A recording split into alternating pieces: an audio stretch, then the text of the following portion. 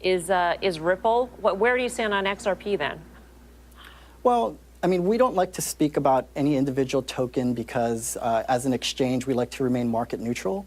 But Ripple is one of the tokens that trades on our exchange, and it has gone through review, an ongoing review. Hey, Bill, another question from BK here. I'm curious, when I look at what you're doing there, it reminds me very much of the early E-Trades in Schwab's. Do you think of yourself more of a kind of a retail, hey, I don't want to use the word brokerage, but let's call it a retail portal to this ecosystem that ultimately you'll look more like a brokerage firm rather than an exchange?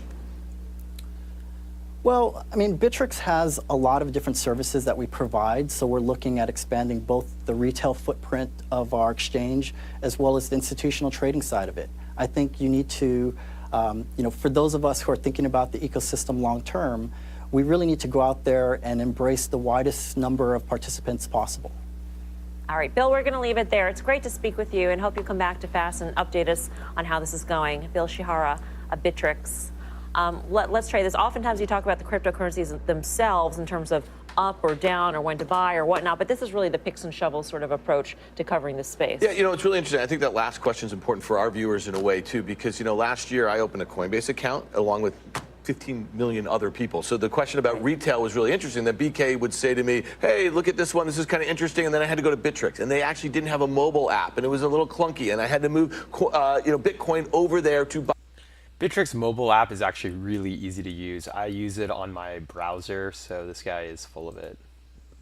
Buy another token. So the idea that he focused on, a platform that was kind of like institutional looking, and now they're thinking about retail. I think that's where you're going to get the most innovation. When you talk about, are you the Schwab or the E-Trade of the 90s, giving people access to this stuff, you need competition. You need to push each other, and we're going to have the best tools to kind of manage, I think, risk in this. It was interesting to hear him talk about due diligence and doing due diligence on every token and making sure tokens are utility tokens. That has been a big hang up for the other exchanges. It has been, and it's unclear at this point in time. Yeah. And I can tell you, I've worked with Bittrex on some of these coins, and they do a pretty good job of really vetting some of these out. There's some other exchanges out there that you can get on if you just give them enough money, you'll get on the exchange. In my experience, that is not the case at all with Bittrex, and they've done a really good due diligence job. Right.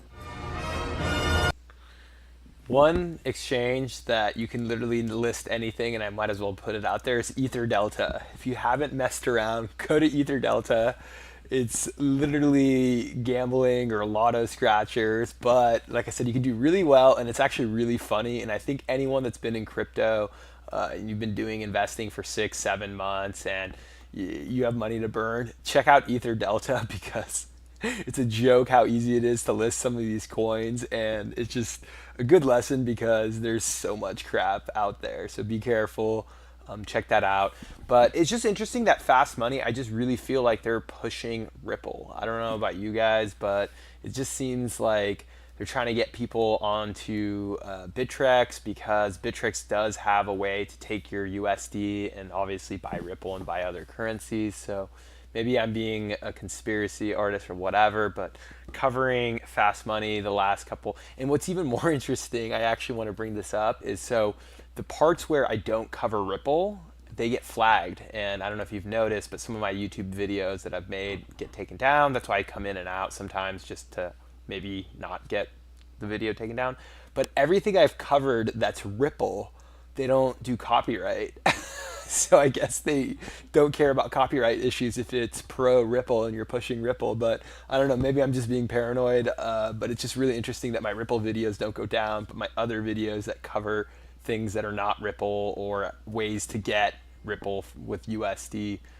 So I'm confident that this video will probably stay up and not get flagged.